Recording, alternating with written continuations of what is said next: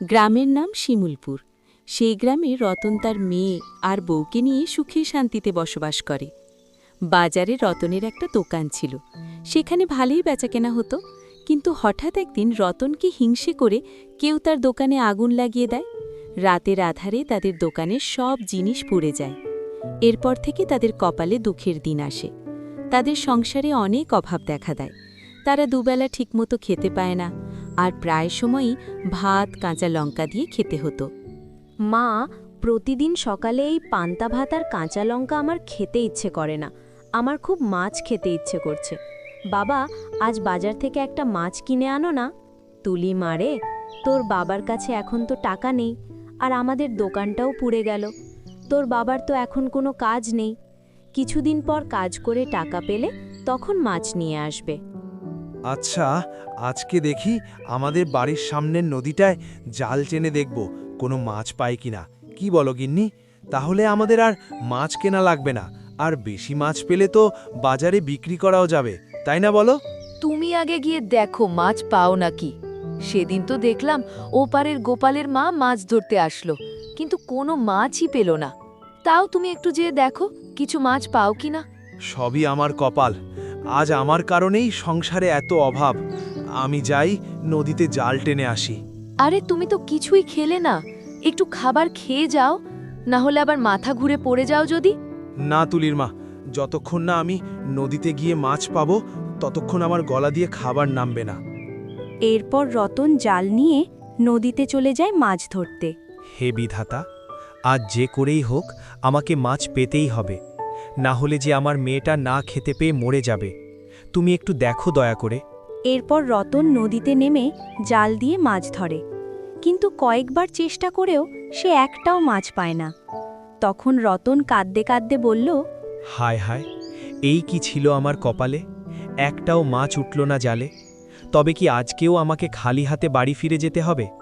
বিধাতা, তুমি কি এটাই চাও আমার বউ মেয়ে না খেতে পেয়ে মরুক? হে বিধাতা, আমি কি করে বাড়ি যাব? কত আশা করে বলে এসেছিলাম মাছ নিয়ে বাড়ি ফিরব। আমার মেয়েটা যে মাছের আশায় বসে আছে, ওদিকে মাছ না বেচলে ঘরের চালও যে জুটবে না। বিধাতা, তুমি কেন আমার এত কষ্ট দিচ্ছ? তখন পানিতে থাকা জলপরি রতনের কষ্টের কথা শুনে পানির উপরে উঠে আসে। রতন অবাক হয়ে বলে, এ কি, আমার সাথে এসব কি হচ্ছে? কে তুমি? তোমাকে তো আগে কখনো দেখিনি। ভয় পেও না জেলে, আমি একজন জলপরী। এই নদীতেই আমার বাস। তোমার কান্না দেখে আমার ভীষণ মায়া হচ্ছিল, তাই তো উঠে এলাম তোমার কান্না শুনে। তাতে কি, আমার অভাব তো আর দূর হবে না। চিন্তা করো না জেলে, আজ যেই মাছের অভাবে তুমি কান্নাকাটি করছো, একদিন সেই মাছে তোমার বাড়ি ভর্তি হয়ে থাকবে। কিন্তু কিভাবে? তখন হঠাৎ করে পানির মধ্যে একটা সোনার কলসি ভেসে ওঠে, আর জলপরী বলে, এই সোনার কলসিটা তুমি তোমার বাড়িতে নিয়ে গিয়ে রান্নাঘরে রাখবে। দেখবে কিছুদিনের মধ্যে মাছ চাষ করে তোমার সব অভাব দূর হয়ে যাবে। কি করে মাছ চাষ করব? আমার যে কোনো পুকুর নেই, আর বাড়ির মধ্যে আছে শুধু একটা শোবার ঘর আর একটা রান্নাঘর। সেখানে আমি কিভাবে মাছ চাষ করব? তোমাকে এত ভাবতে হবে না, আমি সব ব্যবস্থা করব। তুমি শুধু এই কলসিটা নিয়ে রান্নাঘরে রাখবে। এই কলসি আর তোমার পরিশ্রমের জোরে তোমার ভাগ্য ফিরবে। এটা বলে জলপরী চলে যায়, আর জেলে কলসিটা নিয়ে বাড়িতে ফিরে আসে। এতক্ষণে তোমার বাড়িতে ফেরার সময় হলো, ওদিকে যে মেয়েটা না খেয়ে ঘুমিয়ে পড়ল। তুমি চিন্তা করো না তুলির মা, আজ যা পেয়েছি তা যদি সত্যি হয় তাহলে আমাদের আর অভাব থাকবে না, আর আমাদের মেয়েকেও আর মাছ না খেয়ে থাকতে হবে না। কি বলছো এসব? কিছুই তো বুঝতে পারছি না।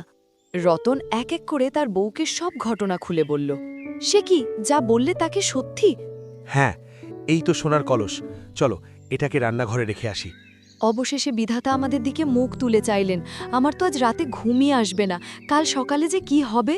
যা হবে দেখা যাবে, এখন চলো খেয়ে দে ঘুমিয়ে পড়ি। এরপর রতন সোনার কলসিটাকে রান্নাঘরে রেখে দেয়। সকালবেলা রতনের বউ রান্নাঘরে এসে অবাক হয়ে যায়। সেই দেখে তাদের রান্নাঘরে একটা বড় পুকুর তৈরি হয়েছে, আর পুকুরে মাছ লাফালাফি করছে। সে অবাক হয়ে তুলি আর তার বাবাকে ডাকে। তারপর তারা তিনজন মিলে দেখতে থাকে, আর খুশিতে সবার চোখ যেন ঝলমল করতে থাকে। রতনের মেয়ে খুশিতে বলতে থাকে, দেখো বাবা, আমাদের রান্নাঘরে কত বড় পুকুর তৈরি হয়েছে, আর সেই পুকুরে কত কত মাছ খেলা করছে। আমার তো অনেক আনন্দ হচ্ছে।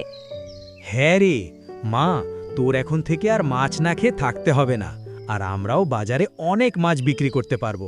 আমাদের আর কোনো অভাব থাকবে না। ঠিক বলেছ তুলির বাবা, বিধাতা সত্যি এবার আমাদের দিকে চোখ তুলে চাইল। সব কি আর এমনি এমনি হয়েছে?